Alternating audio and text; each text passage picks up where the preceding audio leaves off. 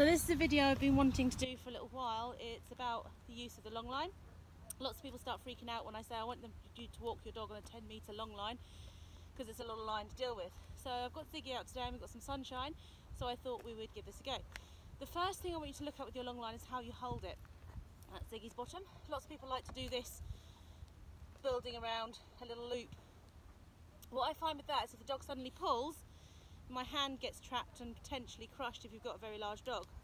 So I prefer to loop my line in a bow tie way. So I don't know if you can see it, let's put it up against my silhouette. So one way, over the other, back over the other way, over the other. So we don't get any, Zig, I need a bit more line. Hello darling. So we don't get any actual loops. What that means is that I'll always have two hands on the long line. And if the dog pulls, I'll use this one as a buffer and this one as a stop.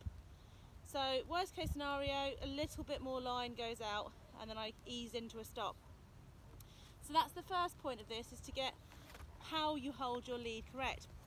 The nice thing about this is I never have to worry about dropping out a loop when I'm walking, because the line should just flow through my hand until I get through to where the dog wants to be. So the idea with this is that the line is always loose.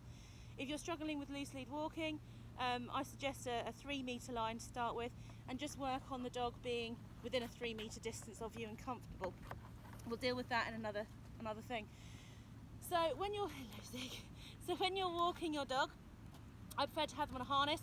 I'll be honest, I don't particularly like this harness, but I'm down at the kennels today and this is what I had available in the box. So it fits him, it'll be fine for just this one walk. So you have your dog, put them on the harness. With a long line, the harness must always go on the back ring. If you put it on the front ring and they run to the end, they're going to get spun round really fast, and that's not very nice. So if you're working on a long line, always the back ring.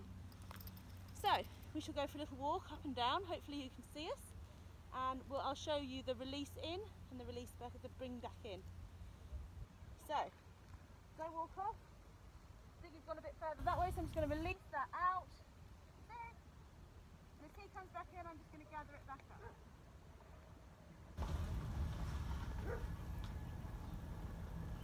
He stays behind me, so I'm just going to release it out. And as he catches back up, I'm just going to gather it back up in my hands in that bow tie motion. He's gone away a little bit again. And I'm just going to gather that back up. What that does is it stops the dog having to stand on its line. Yes, you'll always have the odd time where they've come back faster than you've managed to wind it up, but they're much less likely to get it wrapped around themselves, much more likely for the lead to be staying in a good position.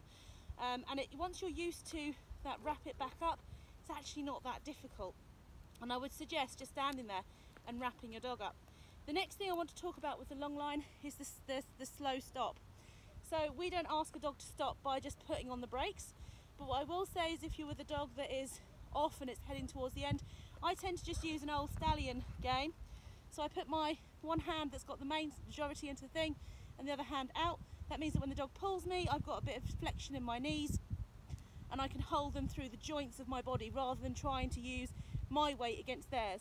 As much as my weight against most dogs, I win, but it doesn't mean that I've got the strength, and also my body is not on all fours, so if they pull my top half, I'm going. And if anything, my weight then works against me. So it doesn't matter what size you are, how tall you are, putting one hand into the hip and one hand out will help to stop the dog.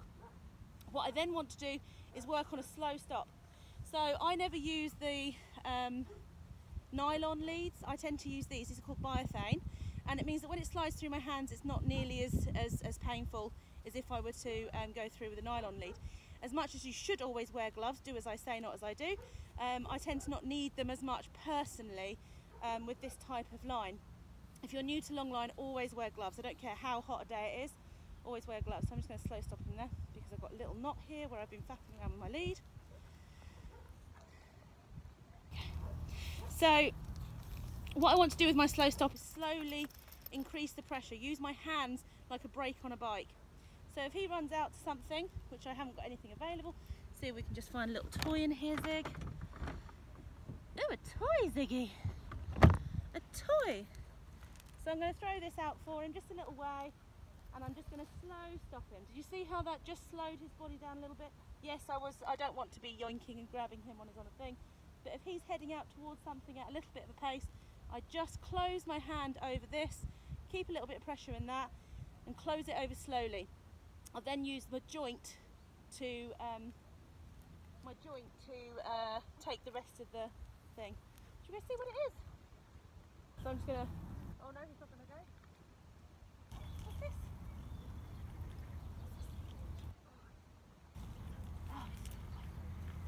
So we'll just slow stop. Didn't throw it far enough. The slow stop is always much harder to show on videos because I don't want to be jolting him about on the harness and making all this a negative experience. You will also find that you don't really have to watch your dog. You can feel what the dog's doing. You should always watch your dog, but you won't need to watch your dog whether they're coming into you or out. You'll feel it through the lead. As the lead goes out, your dog's obviously going out. Get towards the end, slow stop, so just gripping onto that hand. And if he comes back in, I'll start bow tying it back in. So hopefully that explains a little bit about what the slow stop is and how to use your long line, how to dress your long line as you call it, rather than looping it around the hand. It's always that bow tie movement. Ziggies! Found a really good sniff. I just want to show you the bow tie movement one more time, but I've got a dog on the end. Sometimes just silking the lead and bring them back in. There we go. A couple of silks and we got him back in. So just lining it back up. I need to keep my hand still. It's very hard to show people how to do this. And there we go, I've got my lead back again. Nothing looped around my hand. I'm not going to break my fingers. And if he goes out again, it runs through nice and smoothly. Okay.